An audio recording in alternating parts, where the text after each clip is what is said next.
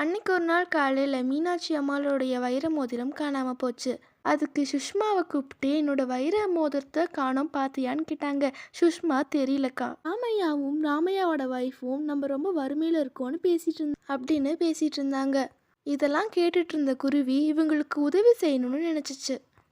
அந்த குருவி என்ன செய்யலான்னு யோசிச்சுட்டு இருக்கும் போது அதோட கண்ணுக்கு அந்த வைர மோதிரம் தென்பட்டுச்சு. அதனால் அந்த குருவி அந்த வைர மோதிரத்தை திருடலான்னு ஒரு பிளான் போட்டுச்சு. அந்த குருவி யார் கண்ணிலே படாமல் திருடணும்னு சொல்லிட்டு மெல்ல மெல்ல பறந்து போய் திருட பிளான் போட்டுச்சு. மீனாட்சி அம்மா வீட்டுக்கிட்டு இருந்த அந்த வைர மோதிரத்தை அந்த குருவி வாயால் கவ்விட்டு வந்துருச்சு. நல்ல வேளை மீனாட்சி அம்மாள் அழுந்துட்டு இருந்தனால அந்த குருவியை பார்க்கல. மீனாட்சி அம்மாள் பார்க்காத நேரம் பார்த்து இந்த குருவி பறந்து ராமையா வீட்டுக்கு வந்துருச்சு. இந்த குருவி இந்த வைர மோதிரத்தை எப்படி ராமையாட்ட கொடுக்கலான்னு யோசிச்சுட்டு இருந்துச்சு. அவங்க வீட்டு வாசலில் போட்டால் அவங்க எடுத்துக்குவாங்கன்னு சொல்லிட்டு அந்த குருவி கீழே போட்டுருச்சு. ராமையா குளிக்கணும்னு சொல்லிட்டு அவங்க வீட்டுக்குள்ளே போயிட்டாங்க. அப்போது ராமையாவோடைய மனைவிக்கு அந்த வைர மோதிரம் தென்பட்டுச்சு. அவங்களும் எடுத்து வச்சுக்கிட்டாங்க.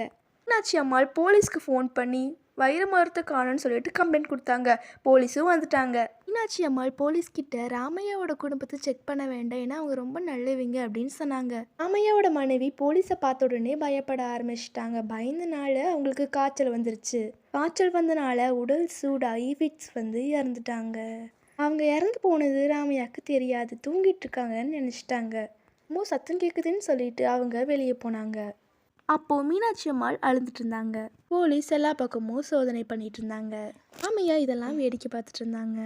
மனைவி ரொம்ப நேரம் தூங்கிட்டு இருக்காங்கன்னு சொல்லிட்டு ராமையா வீட்டுக்குள்ளே போனாங்க.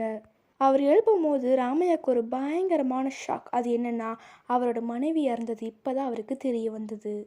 சுட்டீஸ், இந்த கதை மூலிமா நம்மளுக்கு என்ன தெரிய வருதுன்னா, பேராசை பெருநஷ்டம். நீங்களும் யார் பொருளையும் திருடாமல் நல்ல பிள்ளையாக இருக்கணும்.